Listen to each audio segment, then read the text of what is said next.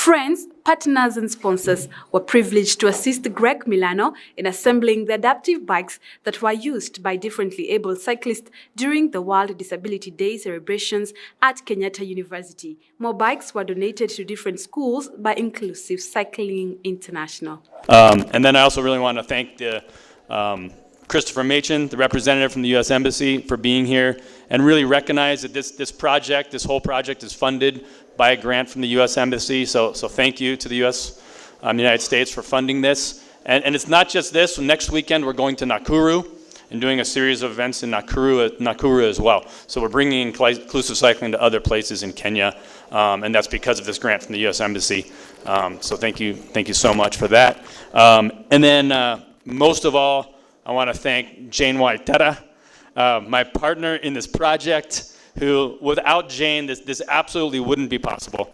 And not just this, I need to finish the story that Jane started about meeting me, and really recognize that after I met Jane, during when she was the Mandela Fellow, it's what got me excited about doing international programming.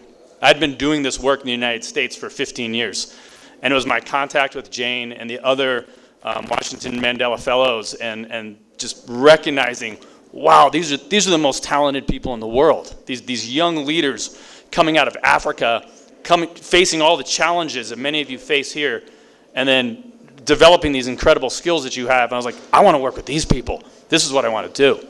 And I actually quit my job. I had a full-time job in the United States, and I quit my job and I created this nonprofit, Inclusive Cycling International, because of my contact with Jane and the potential that I see that people like Jane have to really change the world, and the opportunity to work like that in a collaborative relationship. So I also have to thank the Mandela Washington Fellowship and the United States for creating that program, because without it, this wouldn't be happening. That kid up there on the bike who's riding a bike in Tanzania, he wouldn't be riding a bike without the work that Jane's done to inspire me and really work with me to do these programs. So thank you, Jane. This is all because of you. So thank you. So just really briefly, I just want to talk about why I'm so committed to inclusion and why I think inclusive cycling is really an effective tool for inclusion. And then we're going to go ride some bikes. So I get asked a lot. People say, why are you so passionate about inclusion, Greg? Why are you so excited about disability rights? You look like you're a able-bodied white guy with all the power in the world. Why are you so excited about inclusion? And for me, it's really simple. It's that the strongest team is the diverse team. The strongest team is not made up of people who are all the same. When you're picking the people to be on your soccer team, you don't pick 11 people who are really good at goalkeeping. You pick a goalkeeper, you pick a striker, you pick a defender, you pick all these different people.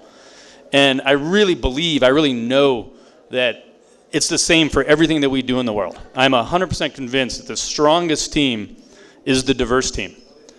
And so I want to be on a team with all of you. I don't want to be trying to come up with all the solutions that are going to solve the problems of the world with people that are like me. So I'm really committed to diversity, and I'm really committed to inclusion. And I'm especially committed to the inclusion of people with disabilities, because I see all of this potential. I see all of this talent. People like Jane, people like these artists that we saw today, people like Dr. Mangai, who, if they weren't able to get into this building, if they didn't have access to assistive technologies, we wouldn't be able to be appreciating all of their talents. And the world would be a weaker place. Our team would be a weaker team. We wouldn't be able to solve the problems and the challenges that we need. So I really believe in diversity and commitment, and that's where my passion for this comes from. And I'm proud to be here representing the United States, because I really do believe that that's one of the things that makes the United States a really strong place, is our diversity. And we're not perfect at it, right? It's always a process. We're always learning. You read the news, you see the challenges we're facing. But we're working through those, and I think as we work through those, we're continuing to build a more diverse culture and a more diverse society, and that makes us a stronger place. So that's why I'm so committed to it. And why do these bikes do that so well? The bikes do it so well because on these bikes, everybody's the same. It's not just about oh, the people with paraplegia are out hand cycling together. Oh, the people who are visually impaired are over here riding the tandems together. Oh, the people who don't need special equipment are, so we're all doing the same thing. We're all riding together. And so the bikes really embody that idea that just change the technology a little bit, change the equipment a little bit, share the knowledge, and all of a sudden we're all equals. And everybody gets to do the same thing. So that's to me why the bikes are so powerful at doing that. And I think when we go out there, you'll see that and you'll appreciate that.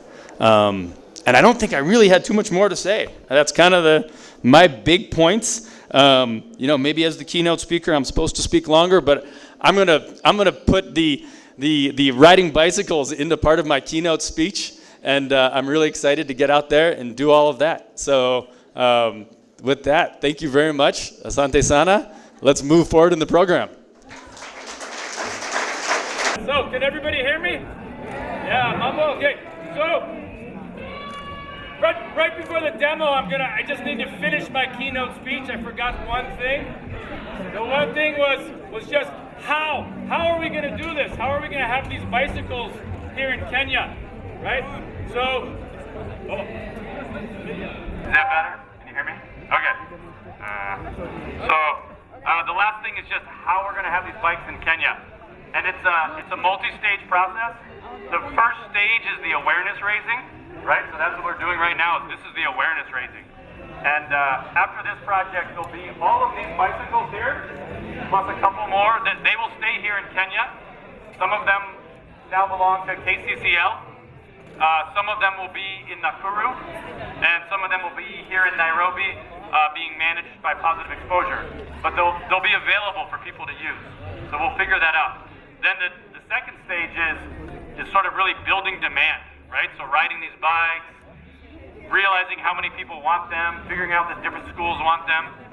So then we have the demand. And then the third stage, and you can all help with all of these stages, the third stage is going to be figuring out how to manufacture these bikes here in Kenya so that they don't have to be manufactured in other countries and then imported to Kenya. So that's the part that I'm really excited to pursue and figure out is once people realize these bikes are valuable, is to have them manufactured here in Kenya. So that's that. I'm not going to use this for the demo. I'm just going to have you come a little closer because I'll be having to grab the bike. just talk about the different bikes so that you all kind of know what kind of person will use each bike. And then when we move over there, you'll be able to figure that out, and we have volunteers who will help you figure out how to get off and on the bikes, okay? So I'm going to start with the bicycles over here. So all of these bicycles here. Okay. Now these bicycles here, all of these bicycles are bicycles that you're going to ride these bicycles if your arms are stronger than your legs, right? So you're somebody who wants to use your arms. It's going to be all of these bicycles here. They're all a little bit different. These two are kind of upright, almost like a wheelchair. The nice thing about them is that they're easy to get off and on, or easier. They turn in a circle pretty nice. So they'll kind of turn like this, pretty easy to turn. And then this one, we're gonna have to figure out something's wrong. We'll have to fix this one before we start. But once it's moving, hey, my friend, ride that one. Yeah, you'll see. And then when you want to stop, you go backwards to stop. So forwards, to stop, go backwards. Okay? These ones here, these are the same, but these ones, it's a little bit more difficult to get onto the bicycle, right? So we can assist you moving from your wheelchair onto the bicycle. But again, you pedal. Now this one I can go really nice and fast. There's another one somewhere. Anyhow. Oh, we'll fix that one. So we also have two hand cycles. These two, we have this one and another one. These are the same. But this one, in order to do this, to make it stop, you have to squeeze the brake lever. right? So you have to be someone who has a hand that's strong enough to squeeze. But this is the one, if you want to win a race, this is the racing bike. This one is very fun.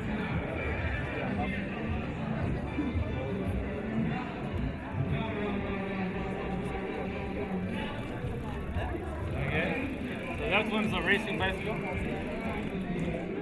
Where they don't have the ability to balance, they can ride this bicycle, right? One arm. I could even ride this bicycle with one leg if I needed to. So this is just a very easy bicycle to ride like this. It's also a nice bicycle if you're visually impaired. Maybe you can see a little bit, but can't see enough. So you're nervous on the two-wheel bike, you can ride this one. Because at any time you can stop and you're safe, you won't fall over. So that's this one. The difference between, we have two. This one, if I want to stop, I have to squeeze the brakes. So this one, if I pedal and I stop pedaling, I'm still going. If I want to stop, I have to squeeze the brakes. This one is the same, but this one, when I pedal forward, it goes forward. And when I want to stop, I just stop pedaling. And I can actually pedal it backwards. So this one, I don't have to squeeze the brakes to stop. So if you don't have the ability to squeeze your hands, you can ride this one because we can take this one and we can take this one. We can take this wheel off and we can put this one onto this one, and then we have a bicycle for two people. We can take this bicycle. This also has the connection on the back. So we can take this bicycle, we can put this bicycle on the back. And then you can have, for example, you can have somebody who, maybe they're not very strong, and then you have someone back here, maybe they're blind, but they're really strong. So this bike is like the super inclusion bike, because you get to combine your strengths to be really powerful as a team. So that's a great bike. It's only for children, okay? So don't jump on this bike if you're an adult or you're big. So this bike, you have to be someone maybe about this big to ride. The nice thing about this bike is you can have someone in back who can help push it and steer it. So we'll be helping the people get on this bike. So don't jump on this bike and just go right off. If you ride this bike, work with us and we'll help you figure out which bike to ride. So these ones again, these are really good if maybe you're nervous about riding by yourself. You can't ride a bike by yourself. Like a small child can sit on the front here, and then the adult or the student who's going to help is in the back. The difference between these two, bring it up, is on this one, the person in the back is doing the steering. So I'm reaching from the back and I'm steering if I want to. So the person in the front can also steer, but the person in the back can steer.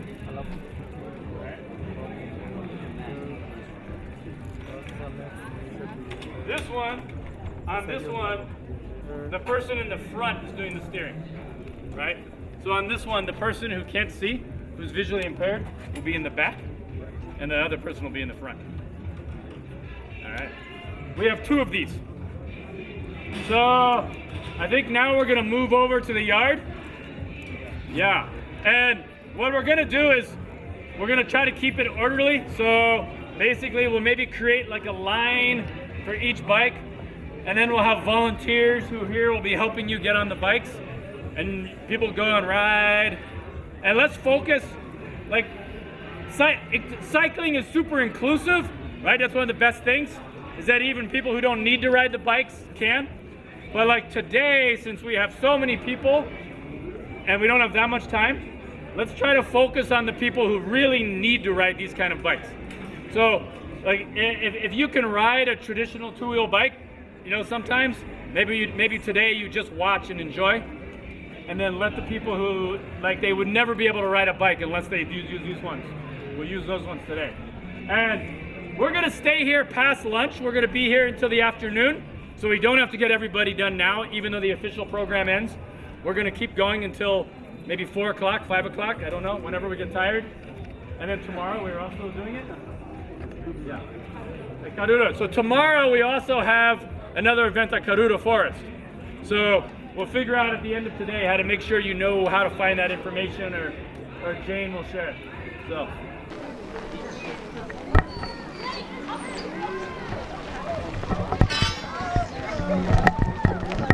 Oh, wow. My, oh my. It has been a successful day right here at Kenyatta University, where the 12th annual event for people with disability, Sports Day for Inclusion, people with disability has been, and it has been a successful event. So right after this, we're going to hear some of the insights of people who maybe have disability or have people who they know have disability. And of course, we're here just to champion and make sure that we create awareness for people with disability. This is Alison Mwangi, and you're watching DGTV. All right, so I'm here with Greg Milano, Exactly. right? Exactly. Who is the director actually for this organization and event. Yes. And it has been a successful event. It has been amazing. You've seen people with disability. You can see them running out there. Yes. So what gave you, that calling that you're supposed, to help people with disabilities? Well, I talked about this earlier today when we were being interviewed, that, to me, it's not really about helping people with disabilities. Okay. It's about helping all of us make like a better, stronger team. Okay. Because I really believe that the strongest team is a team that has diverse skills and talents on it. Okay. And so, being part of the process of making sure that people with disabilities are able to participate fully in our society, it means that we all benefit. It means that our whole team gets stronger because all of these people are able to participate. Yeah, so sure. that's my reason for doing it. Okay. So what do you think that cycling helps maybe in eradicating the inequality, Yeah. in Kenya? Yeah. So one of the coolest things about cycling is that it's that once you have the equipment that makes it possible for people with disabilities to do it, then they're doing the exact same thing that people who don't have disabilities are doing. Yeah, So if you look out here, there's like this guy riding by right now. He's just a regular guy riding by on his bike, and the people over there are doing the same thing. Yeah, sure. So it really creates that sense of equality and the achievement and the ability to do the same thing that everybody else can do. Yeah, sure. So what are some of the health benefits for, cycling, especially for people with disability? Yeah. Well, I mean, first of all, there's like the psychological health benefit. Like we just know that when you exercise, your body produces hormones that makes you feel good. And that's why most people do sports, right? If you look at the world, think about how many of us do sports, how many kids play soccer, because we know when you do sports, it makes you feel good. So there's the psychological health benefits. And then there's the physical health benefits of just exercising your heart, exercising your muscles, getting stronger. And then specifically for some disabilities, for example, for young children with cerebral palsy, riding the bicycle actually loosens up their leg muscles. So it can be really truly therapeutically benefit and help their leg muscles develop for their future. Okay. Yeah. All right. So what would you say about today's event? Has it come out as you planned? It's much bigger than I expected. I'm amazed by the organization, by Jane Waitera, and by the Kenyatta University bringing out all these people, and KCCL. So, for me, it's like an enormous success to see this many people riding bikes and having fun together. All right. So what are some of your parting shots, for anyone who is watching this right about now? There are a lot of people with disability, but most of the time we don't take care of them. So what advice would you give people who are watching this today? My main advice would be just look for the hidden talent that's in everybody. Don't assume that just because somebody can't walk that they can't become a doctor or they can't become an engineer. So just think about the fact that everybody has a hidden talent, and don't be closed or have your mind closed to the idea that people don't have the ability to do something just because they have a disability. Okay, there you have it. That was Greg Milano, the executive director for this amazing event. Thank you so much. You're doing a very, very good job, and we appreciate you. And that's why we're here to support you. And I hope everyone else who's watching this will also do the same. Thank you very much, Greg. Thank you for welcoming me to Kenya. Okay, asante sana. Asante sana. All right, here I am with Chris, one of the partners for the event, right? Did I get that right? Yes, I'm Chris Machen. I'm the cultural attaché at the U.S. Embassy, and it's a pleasure for us to be able to support inclusive cycling and the project that they're doing here today in Kenya in partnership with all of their many Kenyan partners. Yeah, sure. So how has the event been like to you? Did you expect this? Like there was a huge turnout of people. Yes, well, I think it was more people than we expected. Wow. I think definitely the word got out, and Kenyatta University today, partnering with them on their 12th annual Disability Awareness Day, I think was really a great idea, and Kenyatta University did a great job organizing for a really interested and engaged audience. So how did you come up with such an event? This one is the 12th annual event of, the Sports for Inclusion Disability guys. So how did you come with such an event? Sure. Well, for us at the Embassy, we've sponsored the inclusive cycling portion of the program, and I think Greg and his team at Inclusive Cycling International partnered with Jane at Positive Engagement, one of the partners here, who brought the event to Kenyatta, and they found out that they were having their 12th annual day, and so it all worked out. At the Embassy, we're proud to support the inclusive cycling program because it promotes all of the values of inclusive societies, giving everybody the chance to participate equally. That's democracy, right? Yeah, it is. So do you think it's safe for people with disability or limited mobility to do cycling? Sure. Well, I think it's definitely true. I know there are many famous Kenyan cyclists who have gone Cape to Coast or Cape to Cairo, I think, on cycles. And I know that there are many Paralympians from Kenya as well and cyclists. So definitely, I would say we're today, as people experience things for the first time, I'm glad that Inclusive Cycling brought some helmets and their safety on hand for everyone who's experiencing it for the first time. I would say, driving if you're going to go onto the streets of Kenya, you're a very brave person, whether you're driving a car, whether you're riding a bicycle, whether you're sighted or not. But I think, yes, there's a way for everyone. I think that's what today's message is. There is a way for everyone to participate. Sometimes it takes a little bit of creative thinking, sometimes it takes a little bit of planning, but that's why we do an event like this. We learn to solve problems together, and different perspectives bring different perspectives, right? Different perspectives offer a unique opportunity to solve problems and define problems maybe you didn't even know were there and solve those. Yeah, sure. Do you feel like in Kenya we have enough infrastructure for cycling, or do we need to improve? Well, I think every country in the world can improve. I think that's, if everywhere in the world, no matter how well prepared you are, or how much you think things will work and work well for people with disabilities, I think you always encounter something where you haven't thought of one. I've done plenty of different programs, and I've found that even when I'm trying my very best, I always maybe miss one aspect, so that's why you really need a team around you that is a diverse team and that brings a bunch of different perspectives to bear on solving a problem. And if you do that, then maybe you'll be better prepared. So maybe you can tell people who are watching us today. We are at DGTV, by the way, and we also have a show known as Neuro Diaries, where we bring up people with disabilities, just to talk about and create awareness about disability. So the people who are watching you out there, what can you tell them? How can we make sure that we include even the disability guys and make sure at the end of the day that they also get what we also can get? Sure. Well, I would say, it starts with coming to an event like this. Yeah, sure. I would say it starts with making a friend or making a conscious choice to go meet somebody who has a disability. And once you've met someone yourself, it will create new pathways in your brain that you start looking at things differently.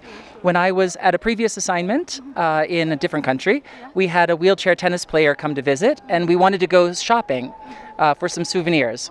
And that was the first time I had to stop and think, does this store have a step? Does this store have a door? Uh-oh. All right. Well, that's why like I said, that's why we have the helmets. So, everyone's, people learning to ride bikes fall off bikes. It happens all the time. I remember when I was learning to ride a bike, I ran into my mailbox at my parents' house. So Yeah, it's normal. But yeah, so I would say, but if you meet somebody, anyway, like this woman I met in a previous position, and I had to think, how does she get into the store?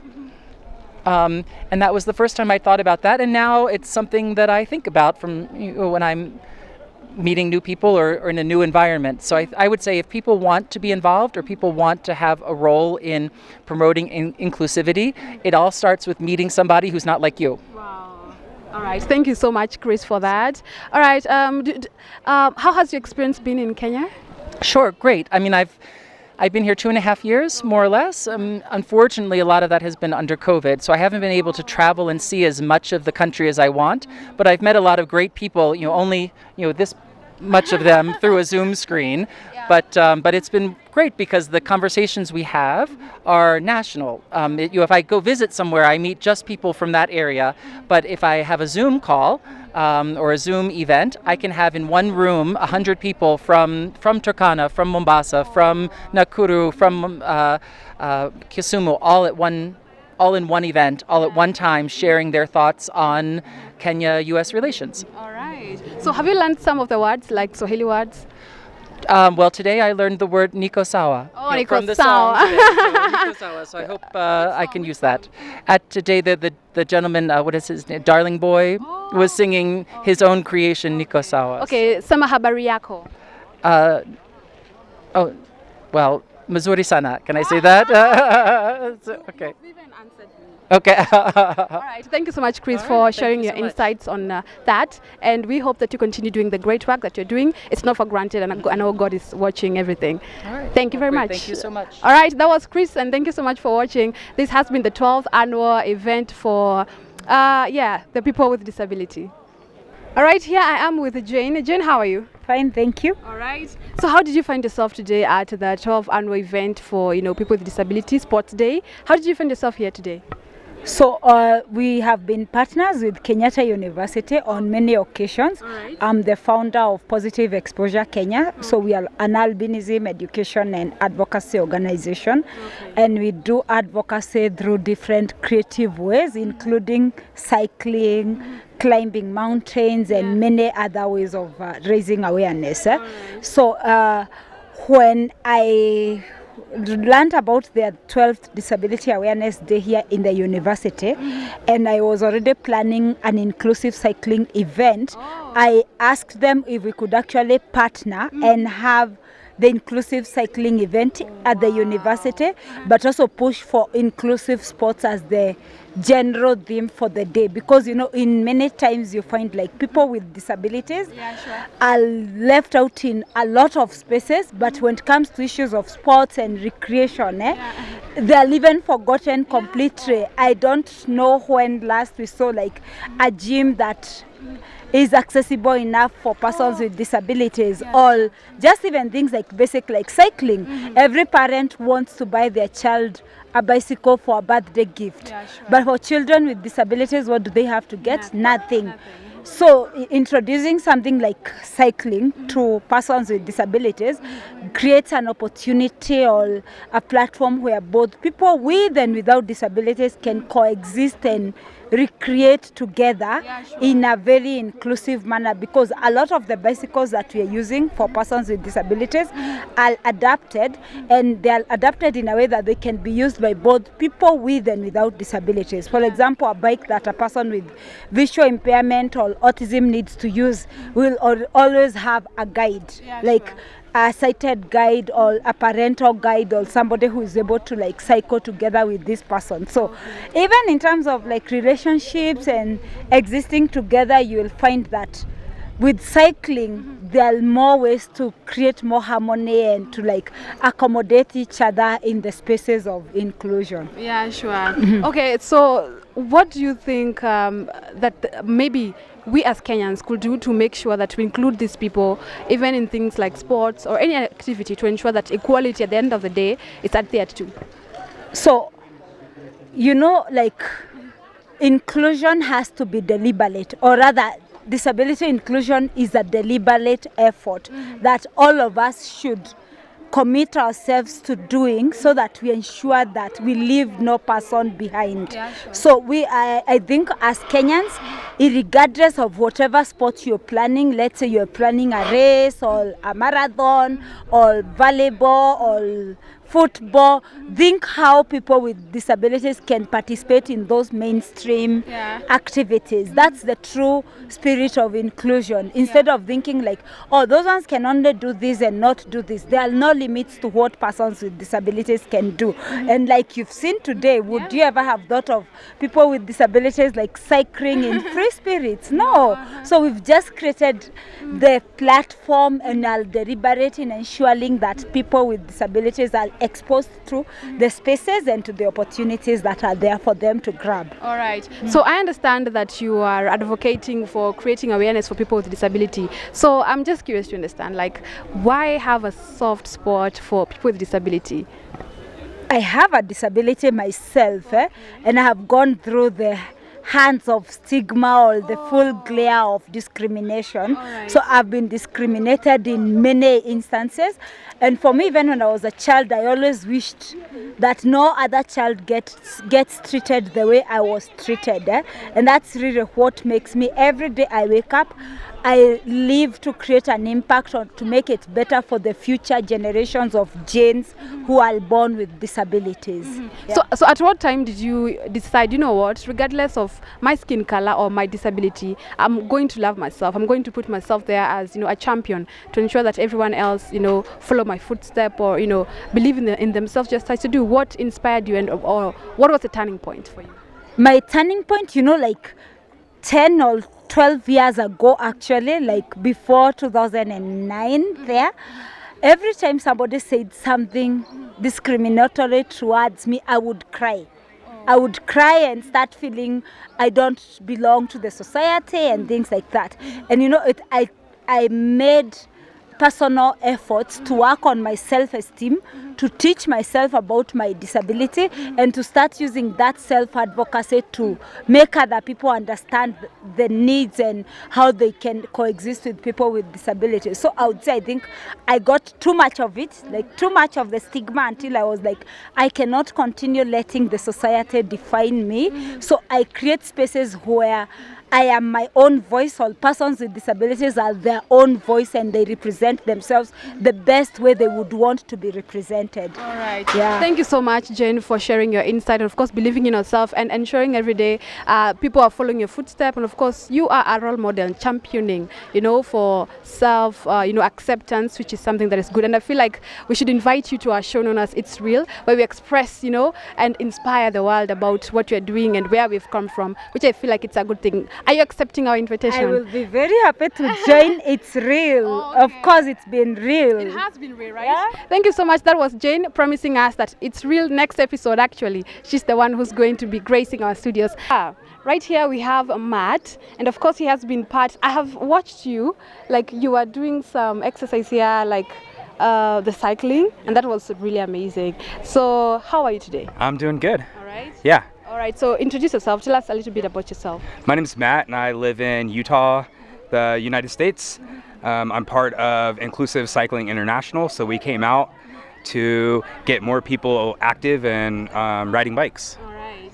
So how has the experience been according to you? Has it? Did you expect this?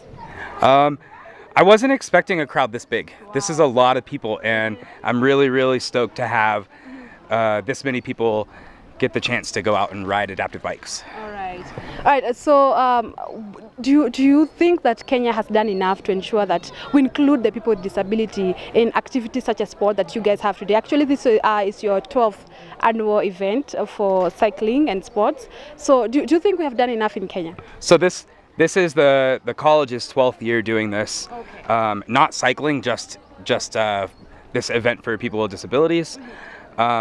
I don't know I'm not here long enough. I'm from the United States, so okay. I'm happy to be part of it and to help Kenya do more for adaptive sports. Yes, but according to you, do you feel like we have enough infrastructure, especially for those cycling bicycles? Do you think we have enough? No, definitely not. That's why we're here. We're bringing bikes so that more people can have bikes.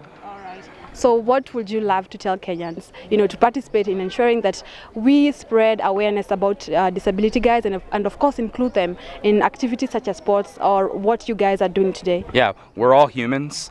I'm a human, you're a human. No matter if you're able-bodied or if I'm disabled, we still have the same brain. Yeah, sure. So it's super important to just be active and to be outside. I think that there's a lot of opportunity here in Kenya to do more. All right. So, what is your parting shot? How has the experience been today, according to you? Oh, it's been great. The Kenyan community has been amazing. I feel so welcomed and loved. All right. Yeah. So I'm here with my brother here. So maybe you can start telling us about yourself and how has the experience of the sports for disability guys been for you? Yeah, first of all, I would like to take this opportunity to say thank you for all the organizers. My name is Johnson Mrinzi from School of Education at Kenyatta University. Yeah, taking a bachelor's degree in education. Okay. So the experience today was awesome. I have really enjoyed myself. As you can see, I'm still on my helmet. So I think it has been so great, yeah? Yeah. And anybody could not have afforded to miss this. Yeah, sure. Yeah. So what are some of the benefits of having such event for people with disabilities? Okay, it gives us an opportunity for us to exercise. Exercise is very important for us. Yeah. But you may find out that most of us, we always stay in our closets, so we don't go outside to make some activities. But this particular activity gives us an opportunity to exercise. Yeah, sure. Yeah, and also it refreshes us. Yeah, it helps us, our minds to relax from the academic work, then so that we can think again for the other part of the semester. Okay. Yeah. So do you feel like such an event, do you think we have enough infrastructure in our country for, having such events? Honestly, I can say we still have a shortage of equipment. Yeah. Yeah, otherwise we could have holding this particular event more frequently, but you might find out that we only have it maybe once in a year or twice a year because we don't have a lot of equipment to accommodate each and everyone. All right. So yeah, like now we are sharing the bicycles, you see. Yeah. So maybe we are hoping in the days to come we can be able to access those equipment. All right. Yeah. So what do you think that Kenyans can do, or rather anyone, from whatever sector they are in, to ensure that we have, inclusion, even for people with disability in our countries? Okay, I think it's not a matter of the government to chip in and do everything, but we can have some non-organization programs or some people who can volunteer and support this activity so that even the people from the interior can get access to these services, you see. Yeah, so I think even apart from the government, the individuals can also chip in and support the activity. Yeah. Okay, and do you think that actually we have done enough to ensure that we include the disabled people in activities, in anything that we do? Do you think that we have involved you enough? Or what can we do better to make sure that we include the disability people? Okay, I can say we are almost there. I can say we are almost there, yet we are not yet there. Yeah, because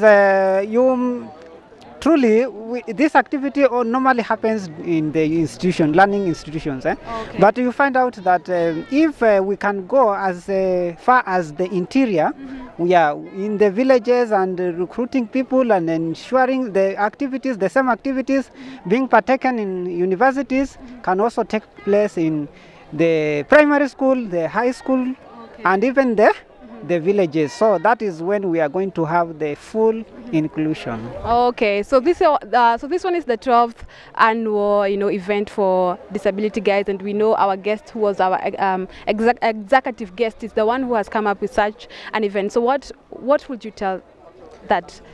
I would like to take this opportunity first to say a big thank to him. And to also encourage him to continue with the same work, because service to humanity is service to God. So he's doing a very great thing, and we appreciate for that. And may he keep the same spirit. Sawa, sawa. Yeah. Right, here we are with Effie. She is the host of Neuro Diaries at DGTV, and we are so happy actually that she's part of this. And you know, you're doing a great job, Effie. So maybe you can start by introducing yourself. Tell us kidogo about who you are.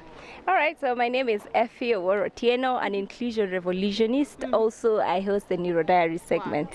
Yeah, so I refer to myself as an inclusion revolutionist just because I tend to champion for inclusion everywhere I go. Yeah. All right, so what do you think about today's event? It is the 12th annual event for, you know, the people with disability in terms of sports, you know. So how has the experience been according to you? It's been amazing simply because these are adaptive cycles that we in Kenya, I can say, we haven't get to interact with them, so we don't really know how they function.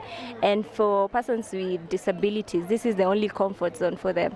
So as much as they thought it's cycling for them is limited, just because they are the cycles that the standard bicycles that we have cannot accommodate them. So with the adaptive cycles coming in, we are very glad to be part of this amazing initiative. All right, and talking of adaptive cycle, do you think that we have enough infrastructure in our country that could accommodate actually cycling in Kenya?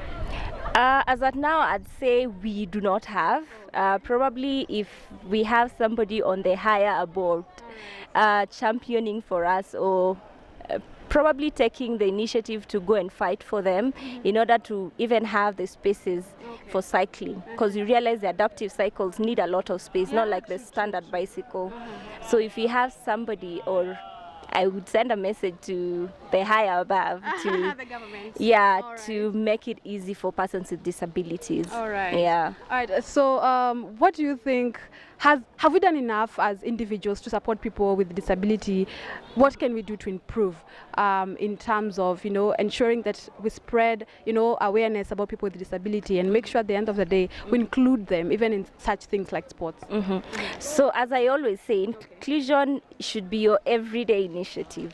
So in every person with a disability that you meet, give them time, because you realize with them you have to be patient enough to listen what do they want, because they are the most expressive. Even if they are not expressive enough for you to know that this is exactly what we need, take your time to understand how they operate, and in that way you'll find yourself going to spread the message to somebody else, and that is creating awareness. So like the event that we have today, just go and tell somebody, one person. It will spread to a number of people you wouldn't even imagine. Just say you are at an event that had inclusive bicycles, and then these bicycles are the ones that accommodate people with disabilities. So inclusion should be an everyday initiative for everyone, to make everyone feel accepted. All right. Yeah. So Effie, I have to ask this. Why do you have a soft spot for people with disability? Well, this came about because, I don't know if you know, but I have two siblings with autism. So I am the one who has been championing for them. So I realized apart from them, there are a couple of other people that I need to champion for. So I decided, why not? It's a huge number of people with disability that need to be supported, be a voice to the people with disability. So that's how I got myself into this. All right. Thank you so much, Effie. That was Effie, host at DGTV, who hosts Neuro Diaries together with Madam Esther. And thank you so much. You're doing a great job, and we hope that you continue doing this, because I feel like it's a calling, right? It is. It is. It is. All you right. feel very, very good. I'm looking for the word. Satisfaction. You feel very accomplished when you go to bed knowing, or satisfied, knowing that you've gone home and impacted a life. So, I mean, take your time, do something to the community. Don't just live and die without something to be remembered about. All right. All right. Thank you so much. That has been the 12th annual event for people with disability. My good name is Alexon Mwangi.